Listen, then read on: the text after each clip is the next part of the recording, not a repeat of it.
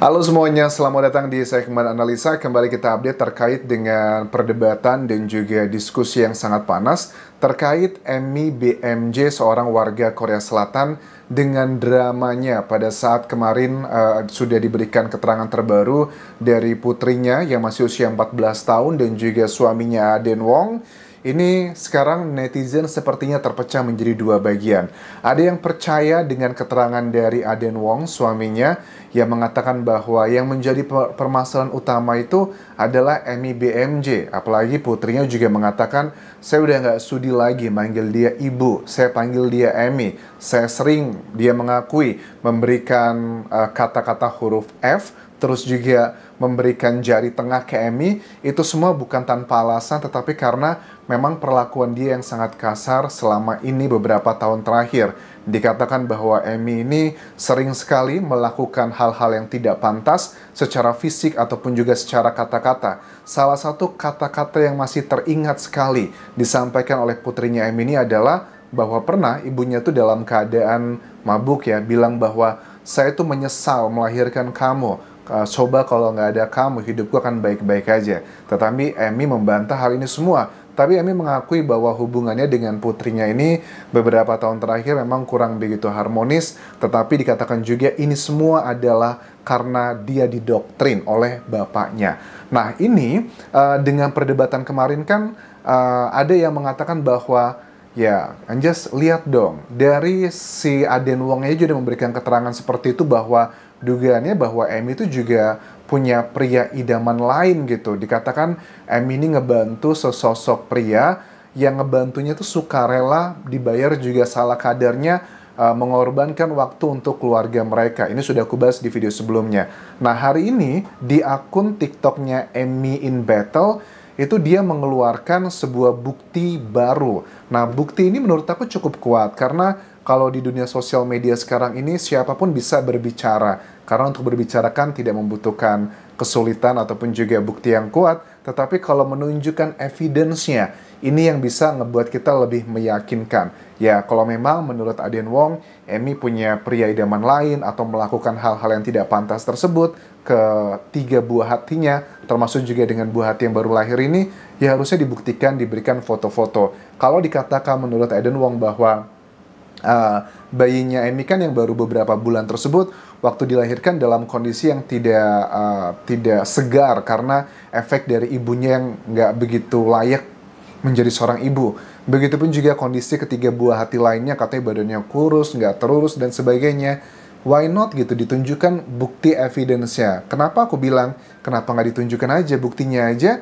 Aden Wong ini mengizinkan putrinya yang 14 tahun untuk wawancara di sosial media, di YouTube, dengan jelas-jelas tanpa di-blur. Tidak mungkin kalau ini tanpa persetujuan bapaknya. Kenapa nggak juga dibuktikan evidence semuanya?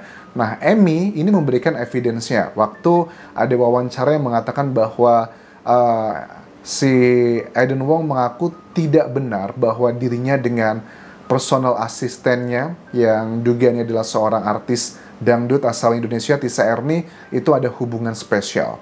Dia membantah semua itu. Coba kita simak cuplikannya berikut ini ya. I want to ask you, is that true that Tisa Erni is your mistress? Oke, Dr. Richard tanya, apakah benar Tisa Erni itu adalah kekasih gelapmu? It's not. Bukan. It's not. Bukan. No. This is a woman that has taken care of me and my family very well for weeks. Wanita ini sudah ngebantu saya beserta keluarga lebih dari selama 2 tahun terakhir. Waktu si Aden itu ngomong lewat Zoom ya, itu juga dia sempat ngelihat kanan kiri ya. Itu indikasi bahwa bohong ya. Karena kalau orang jujur tuh biasanya nggak akan lihat kanan kiri, bilang bukan, saya tidak melakukan hal tersebut. Itu akan fokus, tapi ini tengok kanan kiri. For the last 2 years. Nah, tetapi di sini di akun TikToknya Emmy in Battle itu menunjukkan fotonya Aden Wong dengan Tisa Erni di sebuah tempat, kayaknya ini tempat park ya, pemandian begitu, mungkin bareng sama buah hatinya. Dan mungkin fotonya hal yang wajar aja, tetapi kok Apakah menurut kalian wajar seorang personal assistant dengan majikannya berfoto dengan tangannya itu di dekat area sensitifnya dari Tisa Erni? Apakah ini bukan salah satu bentuk keromantisan? Nggak cuman mengenai foto tersebut, ada juga chatnya. Ini kan chat yang sempat dikatakan oleh Emmy beberapa kali di wawancara dia sejumlah podcast ya, bahwa saya itu waktu itu memang entah kenapa feeling saya mengatakan bahwa ada sesuatu hal yang aneh dan saya biasanya tidak pernah mau melihat chattingan di sosial media ataupun juga handphone suami saya.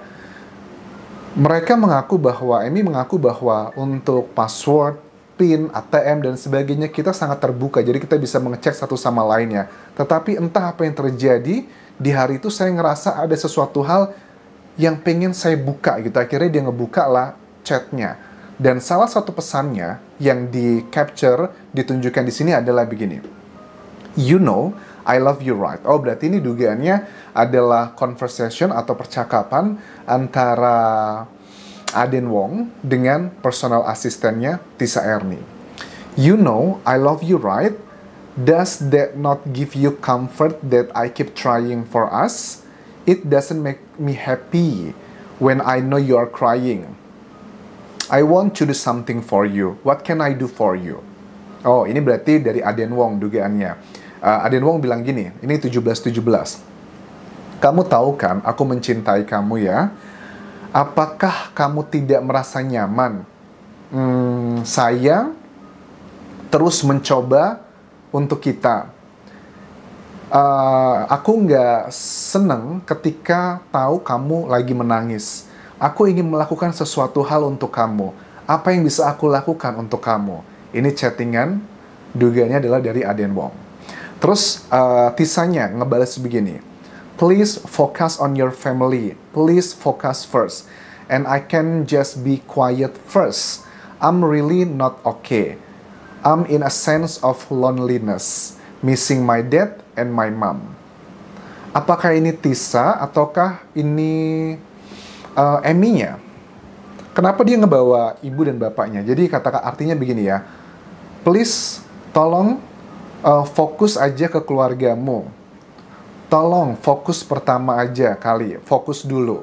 Dan saya akan diem aja. Pertama, saya akan diem aja deh. Saya bener-bener nggak baik-baik aja. I'm in a sense of loneliness.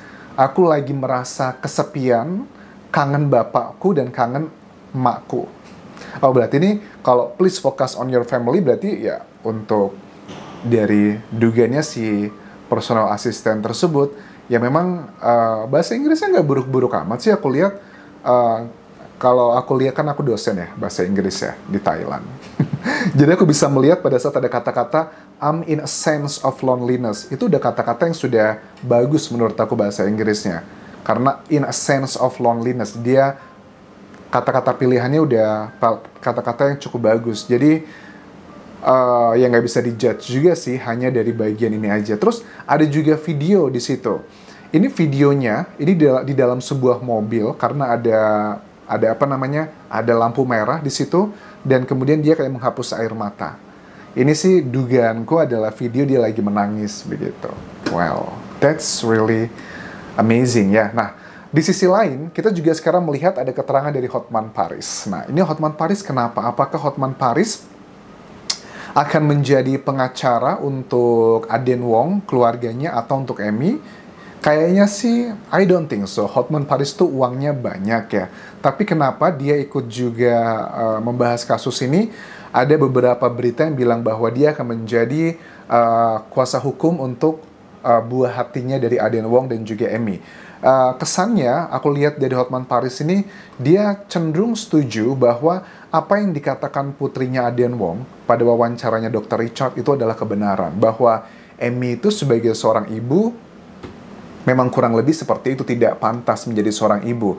Bahkan, yang dilakukan oleh putri dan juga putranya, Emmy dan juga Aden Wong, itu sudah sampai level yang sudah sangat mengkhawatirkan.